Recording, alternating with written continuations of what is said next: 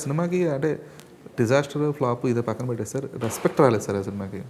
So అది because of scenes కావచ్చు, లేదంటే అందులో కొంచెం స్పెసిఫిక్గా ఏదైతే అంతవరకు కాదండి, అంత సీన్స్ వరకు ఆలోచించేవాడు అంటే కలెక్షన్లు వచ్చాయి కదా.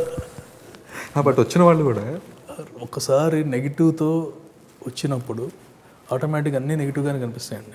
మీకు అదే హిట్ అని చూడండి ఒక సినిమాని, మీకు తెలియదు, ఎవరు వచ్చి సూపర్ హిట్ 4 సార్లు చెప్పారు, ఎక్కడ ఎందుకు అవ్వలేదు, ఎందుకు నాకు నచ్చలేదు అనుకుంటారు కానీ ఆ సినిమా హిట్ని క్వశ్చన్ చేయరు.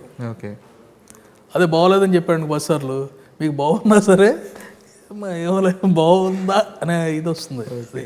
జనాలను మీడియా పుష్ అలాంటిదండి. మీడియా పుష్ అనే కదా సార్, కాకపోతే ముందు రోజే మీమ్స్ వచ్చినాయండి. అంటే అర్థం ఏంటి, సినిమా రిలీజ్ అవ్వలేదు, మీమ్స్ అన్నీ రెడీ చేసుకున్నారు, ఆయన రెమ్యునరేషన్ కాడి నుంచి ఎవ్రీథింగ్ అవన్నీ చేయాల్సిన పని ఏంటి, ఎవరికన్నా తెలుసా, ఏమీ తెలియదు కదా.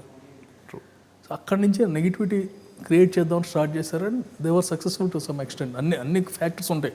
ఇప్పుడు మన కంటెంట్ అదిరిపోయింది అనుకోండి, ఇవన్నీ ఏం చేయలేవు, నథింగ్.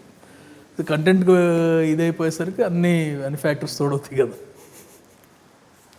కరెక్ట్ సార్, అంటే మీరు అన్నది ఇట్ ఈజ్ అగ్రీబుల్, అది అగ్రీ చేస్తాను నేను.